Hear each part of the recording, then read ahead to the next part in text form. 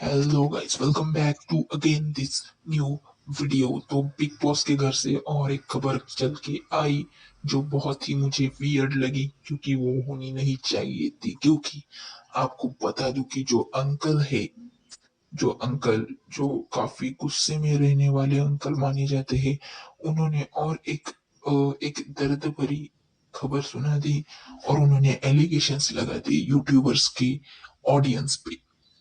पर not sure this is real, but जो जहाँ की वह पब्लिक थी, जो कंटेस्टेंट थे, वो बोल रहे थे कि उन्होंने कुछ ऐसा कहा है जो नहीं कहना चाहिए था। बाद में वो फुटेज अभी तक लीक नहीं हुआ है।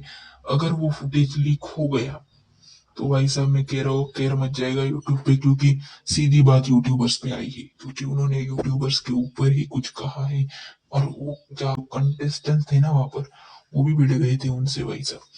तो एग्जैक्टली हुआ क्या, तो उन्होंने कुछ कह दिया यूट्यूबर्स को लेके। और बाद में जो एक दीदी थी, उन्होंने उनको समझाया कि आपने गलत कहा है। तो भाई साहब मान नहीं रहे थे कि मैंने ऐसा नहीं कहा।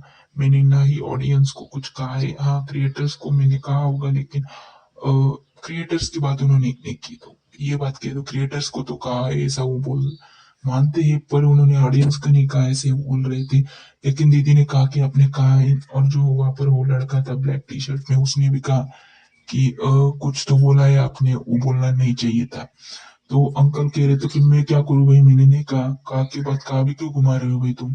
तो अंकल को समझ में आ गया कि वैसा बोलना नहीं चाहिए था। मुंह से निकल गई कि क्या हुई।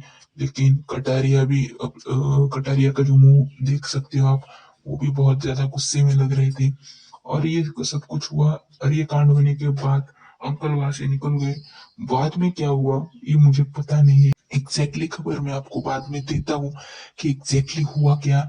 और तब तक के लिए बने रहिए चैनल पे, जो सब्सक्राइब